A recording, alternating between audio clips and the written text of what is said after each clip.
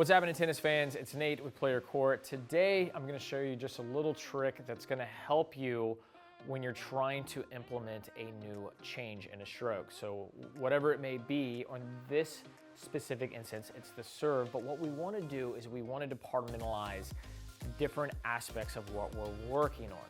So too often, we try to do the entire stroke and just focus on the specifics of the thing we're changing in the entirety of the stroke. So what we're talking about here with the serve is how we're starting, how we're actually initiating the serve. And so this is my man, Joe. Joe is 70 plus years of age. He came out to Indian Wells and did our serve workshop. Now he had done our serve challenge. He'd worked on a lot of different aspects and he was doing a lot of them right. You know, 8 moving parts in the serve. He was probably doing 5 of them very, very well, but he was having consistency issues. And so what I'm going to show you, if you take a look over here, I'll make sure that I step away. Just take a look at the screen and see what it is that you see that is different. Now on the right, what you're going to notice here is that his hand with the ball and his racket is together. Now what Joe had been working on is improving the racket drop and really getting into that nice archer's pose, really working on getting a shoulder turn and then the initiating the racket drop. Now, what is the problem with initiating with the racket and ball together? Well, if you have a groove and you want to create a new habit, you want to create something new, and you put a groove right next to it, what ends up happening is at some point, these grooves start running into each other and they intersect, and all of a sudden the old habits come out.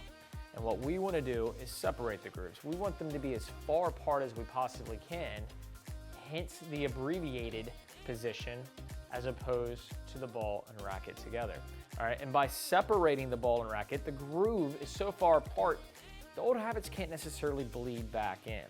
So part of the problem for Joe is that his starting in this position, the down together and up together, we see that there, their hand and racket dropped. It all happened so fast, it was a very familiar rhythm, and Joe embraced it. So even though the other parts of the serve, he may have been able to do correct, when we put him in this abbreviated position, things look good. He was having these inconsistencies, and we'll see this here as all of a sudden things come up very fast, right? Down together, up together. We don't really, I know that was taught for a while. We want to really make sure that we're focusing on the toss first. We want to have a little bit of a lag. But check out this toss here, over here to the left, and that toss is just gone. So it really doesn't matter what Joe was going to do with the rest of the stroke. He was in a lot of trouble, right? He was in a lot of trouble from the get-go, from the toss.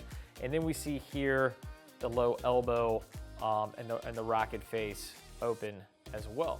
So what happened is by abbreviating and just focusing on the toss, also now we start to see this much improved position to where we truly have the tossing arm up. We have the racket already on edge starting to drop, and we see the elbow in a much higher position as opposed to what we see on the before, right? And so as I let this play through, check out the serve here.